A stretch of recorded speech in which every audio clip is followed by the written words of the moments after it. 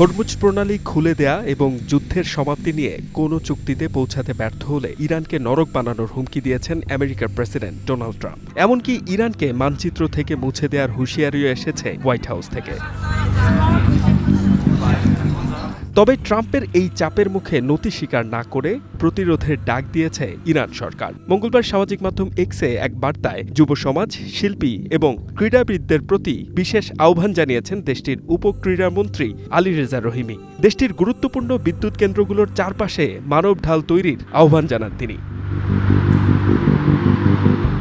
এদিকে সময়সীমার মধ্যে চুক্তি না করলে প্রেসিডেন্ট ডোনাল্ড ট্রাম্পের এক রাতেই ইরান ধ্বংস করার হুমকি প্রত্যাখ্যান করেছে আইআরজিসি। উল্টো আমেরিকার বিরুদ্ধে বিধ্বংসী অভিযান অব্যাহত রাখার হুঁশিয়ারি দিয়েছে তারা। সোমবার এক বিবৃতিতে আইআরজিসির খাতাম আল আনবিয়া সেন্ট্রাল হেডকোয়ার্টার্সের মুখপাত্র ইব্রাহিম জুলফাকারি বলেন, ট্রাম্পের এই ঔদ্ধত্য মূলত আমেরিকার সামরিক বাহিনীর পরাজয় ও অপমানের গ্লানি ঢাকার ব্যর্থ চেষ্টা।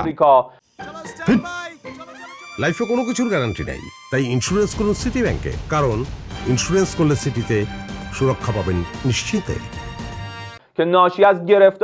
আমেরিকার বিভ্রান্ত প্রেসিডেন্টের এই অশালীন বক্তব্য, উদ্ধত এবং ভিত্তিহীন হুমকি মূলত তাদের সামরিক বাহিনীর ক্রমাগত পরাজয় ঢাকার একটি ব্যর্থ চেষ্টা।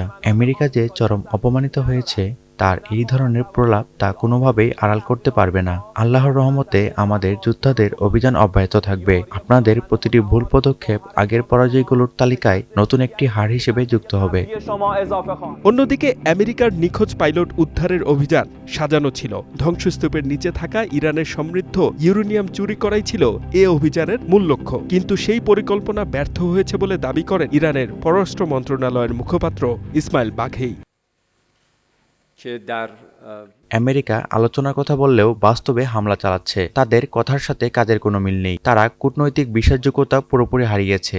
আমাদের অতীত অভিজ্ঞতা বলে, যুদ্ধবিরতিতে রাজি হওয়ার অর্থ হলো শত্রুকে শক্তি সঞ্চয়ের সুযোগ দেয়া, যাতে তারা পরে আরও বড় অপরাধ করতে পারে। কোনো বিবেকবান মানুষ এতে রাজি হবে না। আমরা এই চাপিয়ে দেওয়া যুদ্ধের স্থায়ী অবসান চাই এবং যুদ্ধবিরতি ও যুদ্ধের চক্রের যে পুনরাবৃত্তি না হয় তার নিশ্চয়তা চাই।